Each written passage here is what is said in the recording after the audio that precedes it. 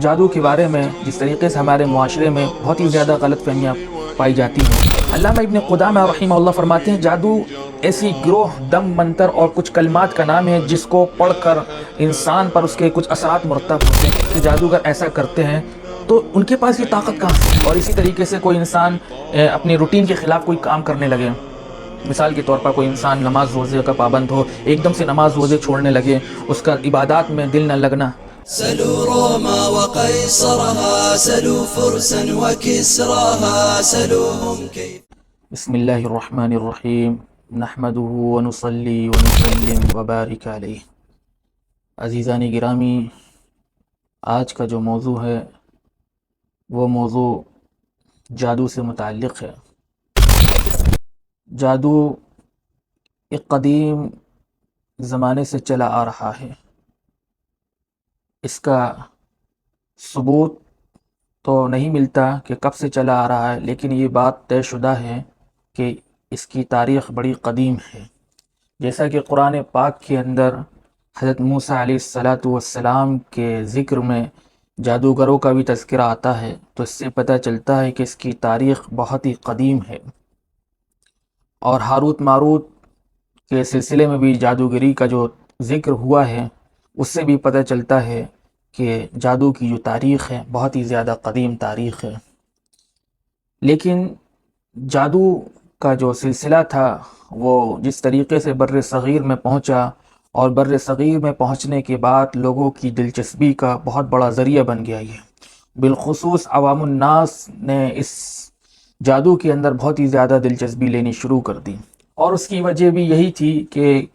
ان کے اندر جو ضعیف الاعتقادی، کم علمی، یہ اس چیز کا سبب بنا جس کی وجہ سے وہ لوگ جادو کے پیچھے بھاگنے لگے،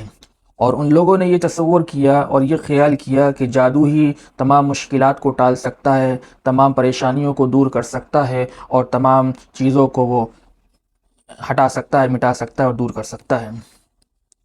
تو اس طریقے سے بر صغیر کے اندر جادو کو لے کر بہت ہی زیادہ لوگوں کے اندر تجسس پیدا ہوا، اور بالخصوص ہندوستان کے ایک صوبے کے اندر، بنگال کے اندر جادو بھی بہت ہی زیادہ مشہور ہے۔ اور بنگال کا جادو جس طریقے سے لوگوں کے ذہنوں میں گردش کرتا ہے اور لوگ سمجھتے ہیں کہ بنگال کا جادو بہت ہی زیادہ مشہور ہے، اور واقعی اس میں کوئی شک نہیں ہے۔ جس طریقے سے ناولوں کے اندر اور افسانوں کے اندر بنگال کے جادو کا جس طریقے سے ذکر آتا ہے تو اس سے یہ پتہ چلتا ہے کہ واقعی بنگال کا جادو بہت مشہور جادو ہے، اور وہاں سے جو جادوگر نکلتے ہیں بہت ہی زیادہ سفلی عمل کرتے ہیں اور بہت ہی زیادہ سخت ان کا جادو ہوتا ہے۔ خیر، لیکن جو اہم بات ہے وہ یہ ہے کہ جادو کا اسلام کے اندر کیا کانسیپٹ ہے، جادو کے بارے میں اسلام کا کیا نقطہ نظر ہے، جادو کے بارے میں اسلام کیا تعلیم دیتا ہے۔ آج کی اس گفتگو میں ہم اس کو جانیں گے، کیونکہ جادو کے بارے میں جس طریقے سے ہمارے معاشرے میں بہت ہی زیادہ غلط فہمیاں پائی جاتی ہیں، کوئی بھی چیز اگر اس میں کوئی فائدہ ہو جائے یا کوئی نقصان ہو جائے تو اس کو اللہ کی طرف اس کی نسبت نہ کر کے جادو کی طرف کر دی جاتی ہے۔ اگر کوئی انسان بیمار ہو جائے تو اس کی نسبت جادو کی طرف کر دی جاتی ہے۔ اس میں کوئی شک نہیں ہے کہ جادو کے ذریعے سے بھی انسان کو بیمار کیا جا سکتا ہے، لیکن اس کی نسبت فوراً جادو کی طرف کر دی جاتی ہے۔ تو آج ہم جادو کے سلسلے میں صحیح موقف جانیں گے، اور صحیح نقطہ نظر کو انشاءاللہ آج ہم اس گفتگو میں جاننے کی کوشش کریں گے۔ سب سے پہلے ہمیں یہ جاننا چاہیے کہ جادو کیا چیز ہے۔ جادو در حقیقت وہ چیز ہے جس کا سبب مخفی ہو، یعنی جس کا سبب مخفی ہو اس کو جادو کہتے ہیں، اور حق و باطل کا التباس اس کو جادو کہتے ہیں، اور ملمہ سازی کرنے کا نام بھی جادو ہے۔ جادو کے بارے میں جو علماء کرام نے جو اپنی آراء دی ہیں، اور اسی طریقے سے اہل لغت نے جادو کی جو تعریف کی ہے، پہلے ہم اس کو جانتے ہیں، کیونکہ کوئی بھی لفظ ہونا اس کو پہلے اہل لغت سے سمجھنا چاہیے کہ اہل لغت اس کو کیا، اس کی کیا ڈیفینیشن کرتے ہیں، اس کی کیا تعریف بیان کرتے ہیں، اور وہ اس لفظ کو کس طریقے سے استعمال میں لانے کی بارے میں بتاتے ہیں کہ یہ لفظ کہاں سے شروع ہوا اور یہ کیسے آج ہم تک پہنچا ہے۔ تو اسی طریقے سے معجم الوسیط جو لغت کی بہت مشہور معروف کتاب ہے، اس کے اندر لکھتے ہیں کہ جادو وہ ہوتا ہے کہ جس کا سبب انتہائی لطیف یعنی باریک ہو، اور اسی طریقے سے آکسفورڈ ڈکشنری جو بہت ہی زیادہ مشہور ہے انگلش کی، اس میں یہ تعریف لکھی ہے کہ جادو وہ ہوتا ہے جو ما فوق الفطرت اور پراسرار طاقتوں کے ذریعے ظاہری طور پر واقعات پر اثر انداز ہو. یعنی ما فوق الفطرت اور پراسرار طریقے سے جو واقعات پر اثر انداز ہوتا ہے اس کا نام ڈکشنری کے مطابق یعنی آکسفورڈ ڈکشنری کے مطابق، ظاہر سی بات ہے یہ جو بڑی بڑی ڈکشنریاں ہوتی ہیں یہ کوئی ایک انسان کی کاوش نہیں ہوتی، بلکہ اس میں ایک پوری تنظیم ہوتی ہے اور ایک بڑی سی اس میں لجنہ ہوتی ہے، کمیٹی ہوتی ہے، وہ تیار کرتی ہے جو اہل علم پر مبنی ہوتی ہے. تو اس سے پتہ چلا کہ ما فوق الفطرت اور پراسرار طاقتوں کے ذریعے کسی واقعے پر اثر انداز ہونے کا نام جادو ہے.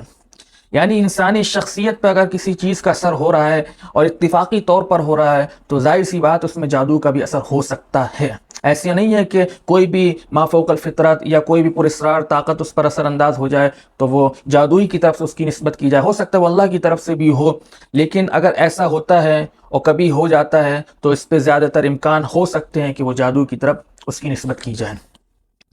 اب ہم جادو کی اصطلاحی تعریف دیکھیں گے کہ جادو کی ٹرمنالوجی کیا ہے، علماء نے، اہل علم نے جادو کی کیا تعریف فرمائی ہے. علامہ ابن قدامہ رحمہ اللہ فرماتے ہیں جادو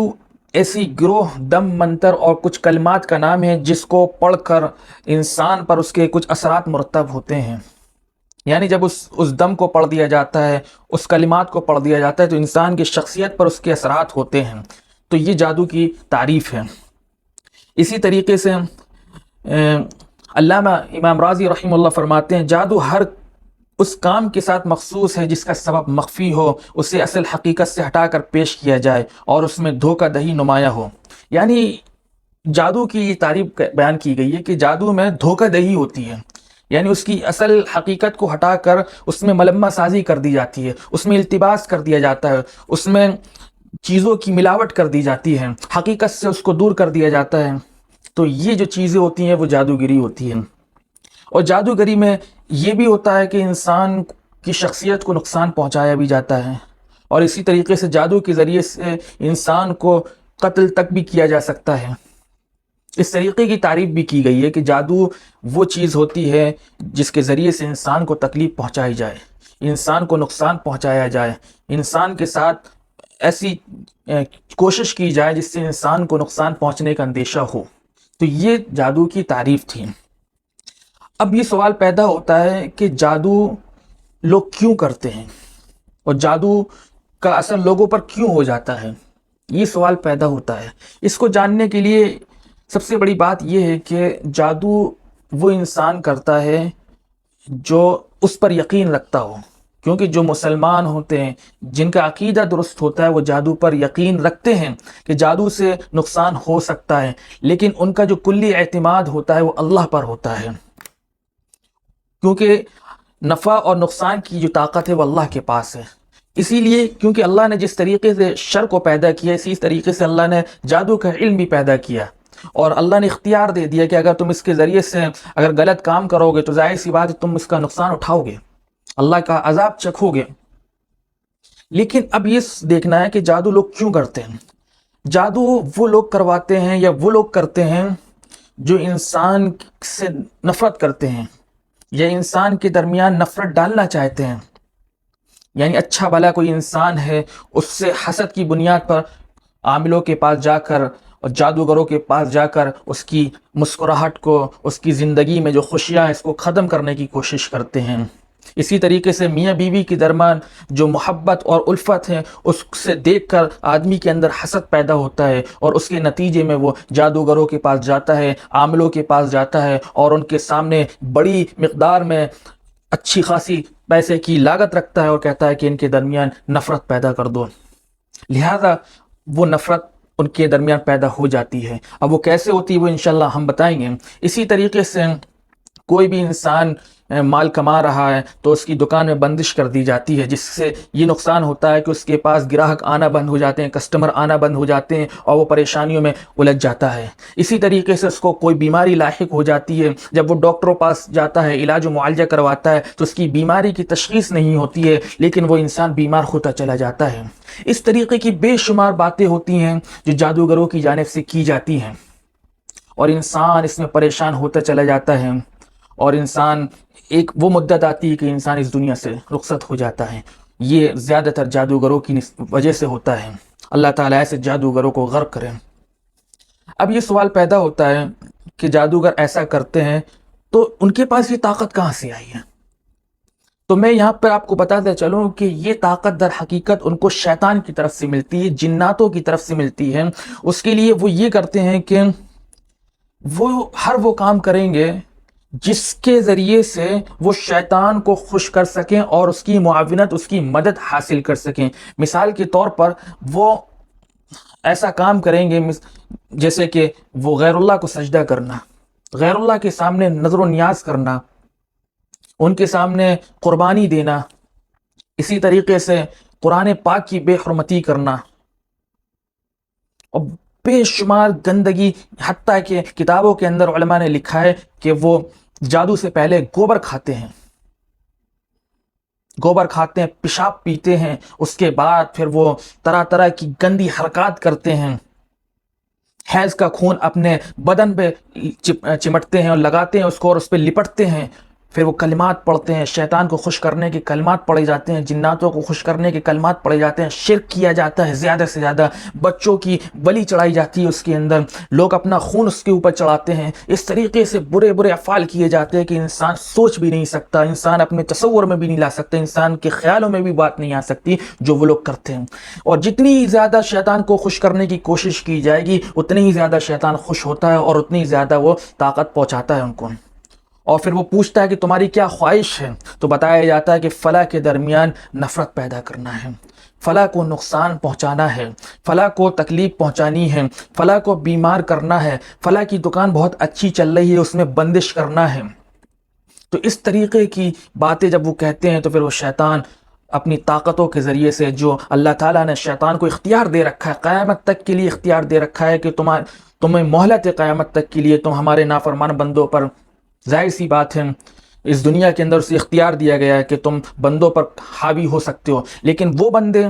جو اس سے بچنا چاہتے ہیں اس کے لیے ذکر و اذکار ہیں، اللہ کا قرب ہے، اللہ کی نصرت ہے، اللہ کی مدد ہے، اللہ سے استعانت طلب کرنا، اور اسی طریقے سے اللہ کی طلب میں، اللہ کے اس میں آنا کہ انسان اعوذ باللہ من الشیطان الرجیم، اے اللہ میں شیطان مردود سے آپ کی پناہ میں آتا ہوں۔ جب انسان اللہ کی پناہ میں آ جاتا ہے تو پھر اللہ اس کو شیطان کی شر سے محفوظ رکھتا ہے۔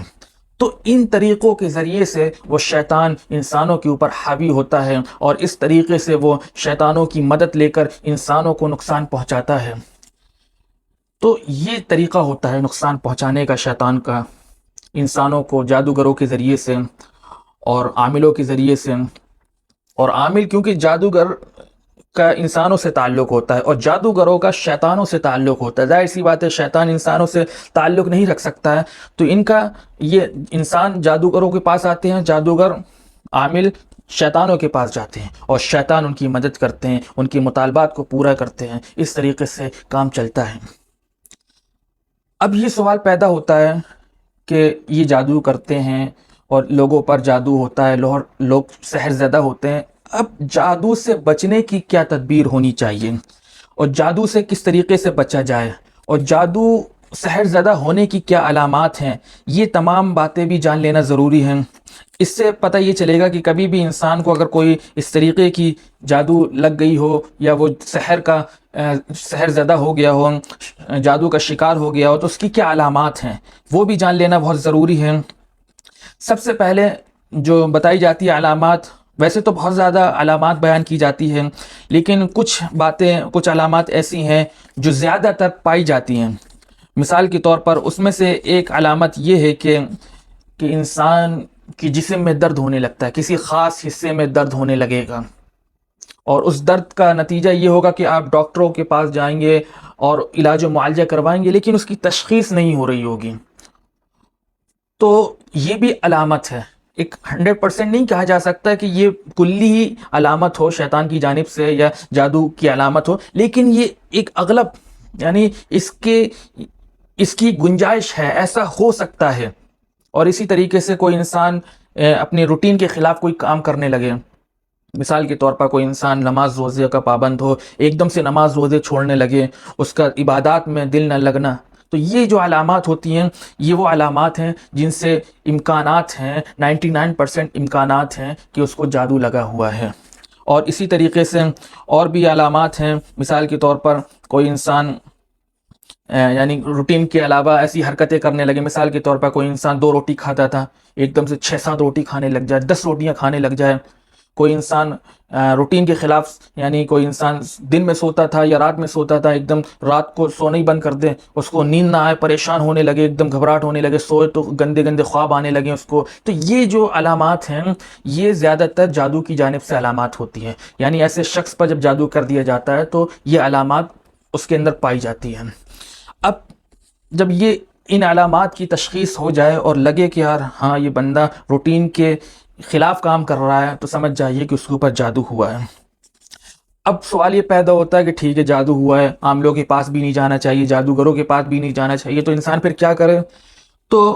علماء نے اس کا جواب لکھا ہے اور جواب دیا ہے کہ جب بھی اس طریقے کی باتیں انسان کے سامنے ظاہر ہوں اور یا انسان سحر زدہ ہو جائے تو انسان کو چاہیے کہ وہ پہلے اپنا عقیدہ درست کرے، کیونکہ انسان کا عقیدہ کا درست ہونا بہت ضروری ہے۔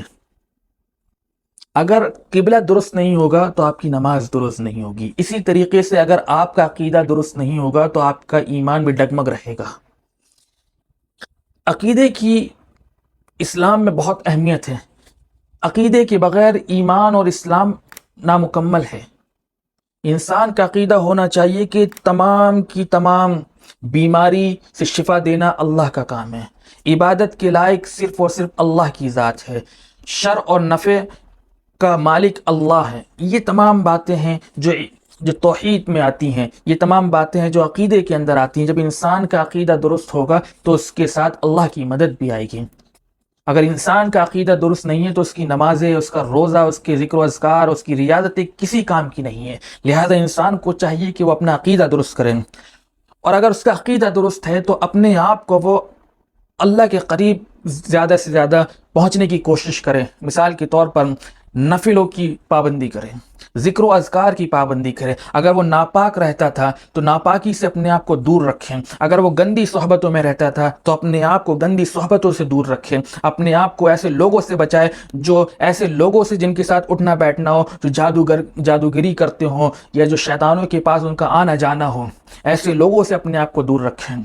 اور زیادہ سے زیادہ مسجد میں رہنے کی کوشش کریں اور اچھے لوگوں کی صحبت میں رہنے کی کوشش کریں، قرآن پاک کی زیادہ سے زیادہ تلاوت کرنے کی کوشش کریں، تو اس سے انشاءاللہ امید ہے کہ اس کا جادو زائل ہو سکتا ہے،